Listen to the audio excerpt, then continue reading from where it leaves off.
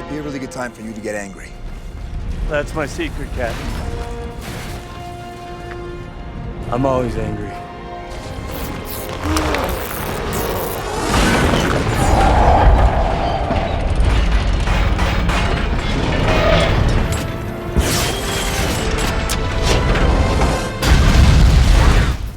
One of the most commonly used effects in the film industry is the chroma keying effect. The process is simple. Put your subject in front of a green screen or blue screen, remove the color so the colored area is transparent, and you can place your subject in any environment that you desire. Visual effects artists are so clever these days with how they composite footage together that it's difficult to imagine what some of the earlier filmmakers had to do in order to tell their stories.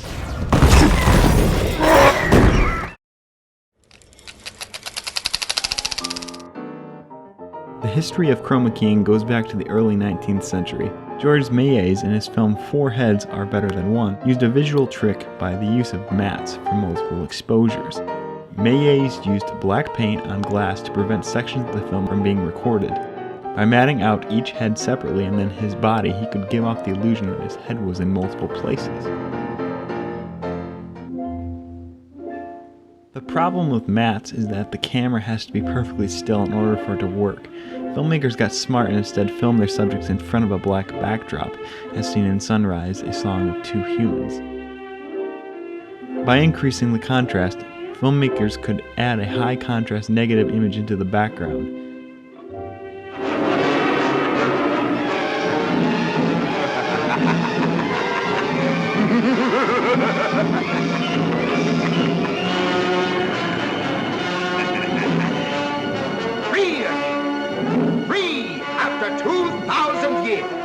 In the 1940s, the blue screen came about by a process of filming a subject in front of a blue screen as seen in The Thief of Baghdad.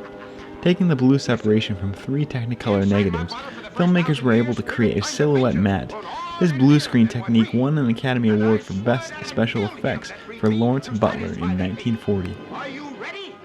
Hollywood would go on to experiment with other colors such as the yellow screen as seen in Mary Poppins.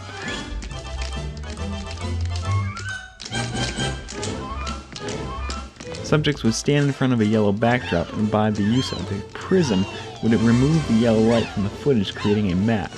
This technique went on to win an Academy Award for Best Special Effects, and it could have been a useful tool if Disney would have been reluctant to share their technology. When computer development caught up to Hollywood, a device called a keyer could remove a specified color range and leave the selected color transparent. Similarly to how mattes work, it was used by broadcasters to tell us what weather was like. As digital cameras came about, the color green became the choice of keying. The color green requires less lighting, works great outdoors, and is less common in suits and costumes.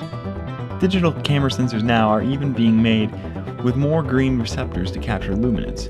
You can still use blue, just know that green will get the most out of your camera. As our technology improves, our processes for editing and compositing also improves. We've come a long way from editing with mattes, and one can only imagine what the future holds.